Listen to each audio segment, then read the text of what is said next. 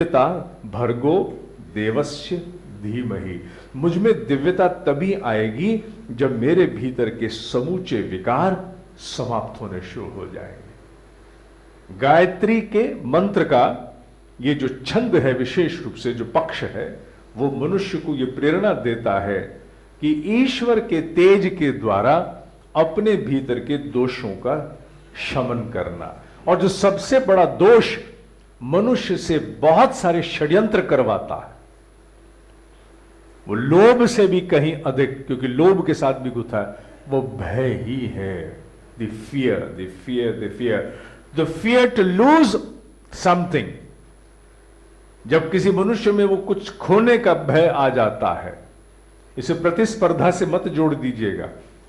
प्रतिस्पर्धा में होने वाला जो मनुष्य का कंसर्न है वो अलग है, भय अलग है। मनुष्य प्रतिस्पर्धा के कंसर्न से षड्यंत्रकारी नहीं बनेगा। किसी का अहित करके भी हॉकी का मैच जीतने के लिए घुटने पर हॉकी मार करके गोल नहीं करेगा। वो अपने कौशल के द्वारा इस प्रकार से आचरण करेगा कि वो जीत, विजय को प्राप्त करे। लेकिन भय से प्रेरित व्यक्ति अनेकों प्रकार के षड्यंत्र रचता है, अनेकों प्रकार के कुचक्र रचता है, अनेकों प्रकार से व्यथित आशंकित रहता है, बहुत कुछ पा करके भी कहीं का नहीं रहता है। टेलीविजन पर बहुत सारे चेहरे जो बहुत स्वस्थ प्रतीत भी होते होंगे, भय की अवस्था से कितनी रुग्ण मानसिकता में होंगे, इसकी कल्पना करना सामान्य व्यक्ति के बस का नहीं है।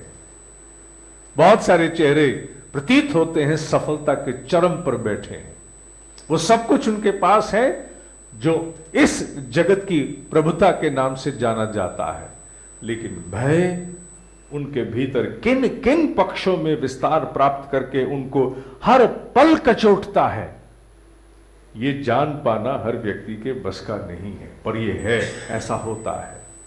और जैसे जैसे मनुष्य में प्रज्ञा आती है, मनुष्य में विवेक का जागरण होता है, वैसे वैसे मनुष्य का भय भी कम होता है।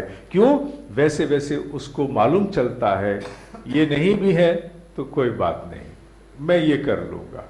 एक बहुत बड़े ऋषि ने बहुत सुंदर रूप से कहा है, वो कहते हैं कि जब मनुष्य में बुद्धि कम होती है परंतु वो अपने भय को दूर करने की चेष्टा करता है, तो धीरे धीरे उसके भय की मात्रा कम होती है, भय जाता नहीं है।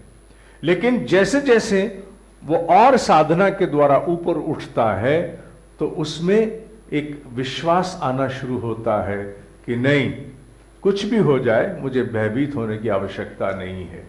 लेकिन जैसे जैसे उसकी साधना और ऊपर जाती है, उसमें ऐसी क्षमता भी आ जाती है कि भय के स्थान पर वो ये कहता है कि ऐसा अवसर जब आएगा तो मेरे लिए उससे सुंदर जीवन में कोई और आनंद का विषय नहीं होगा, मैं जैसा चाहूंगा कर लूंगा। महर्षि अरविंद कहा करते थे, मुझे भूत का भय नहीं है। क्यों?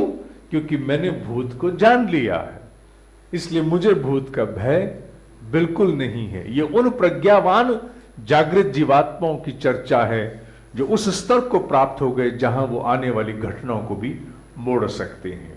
इन तीन श्रृंखलाओं के द्वारा हमारा प्रयास है कि इसको प्राचीन भारतीय मनीषा की दृष्टि से इस भय के विषय को समझें, और साथ ही साथ इसके निदान की प्रक्रिया में प्राचीन भारतीय मनीषा किस प्रकार की साधना के लिए मनुष्य को संकेत देती है, किन किन स्तरों पर भय जाता है, इसका विस्तार तो मैं अगली बार लूंगा। एक केवल छोटा सा संकेत, वो भय जो मनुष्य को अकारण आकर प्रताड़ित करता है, वो भय जो मनुष्य से बहुत कुछ गलत भी करवा जाता है, उसकी जड़ें कहां तक हो सकती हैं, ये तब समझ में आता है जब हम जानने की चेष्टा करते हैं कि मनुष्य में आया हुआ संस्कार माने उस प्रकार के आचरण का व्यवहार जो कहीं भीतर गहरे में स्थापित हो चुका है, उसे हम संस्कार कहते हैं। उसकी जड़ें मनुष्य के भीतर के पंचकोशों में से विज्ञानमय कोश, मनोमय कोश, प्राणमय कोश में उसकी जड़ें होती हैं।